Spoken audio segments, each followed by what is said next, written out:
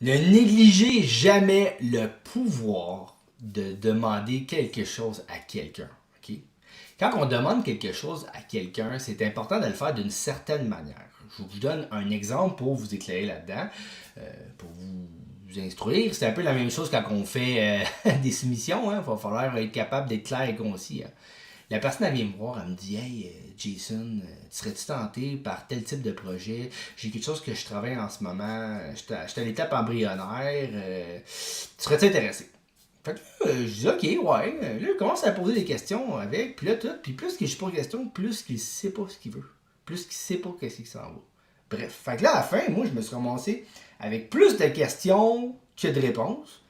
Fait que vous pensez-tu vraiment que je suis allé de l'avant avec ce projet-là ou que je t'ai intéressé? Non, parce que j'avais plus de questions que j'avais justement de réponses. C'est la même chose quand on fait des contrats, quand on offre quelque chose à un service à quelqu'un. Il faut arriver avec une offre, avec quelque chose qui fait en sorte que le client a l'impression d'avoir plus de réponses que de questions.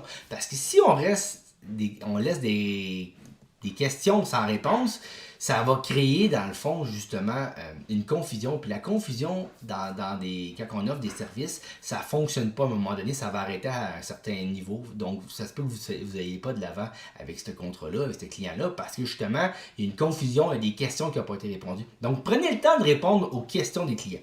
Faites-le dans des heures normales, mettez-vous des barèmes, vous pouvez tout organiser ça, faire en sorte qu'on peut rapporter les questions avec le client, mais reste que si vous faites une bonne organisation, vous avez bien structuré votre offre, vous allez voir, il y a moins de questions à répondre, puis ça va faire en sorte que vous allez voir un plus gros taux de closing que si vous n'êtes pas sûr, puis vous y allez toujours un peu comme si vous éteignez des feux ou que vous répondez sur le rush à une question parce que c'est soudain. Donc, de se préparer d'avance, ça va faire en sorte que vous allez vraiment réduire les questions, puis vous allez voir que vous allez avoir mis un taux de closing.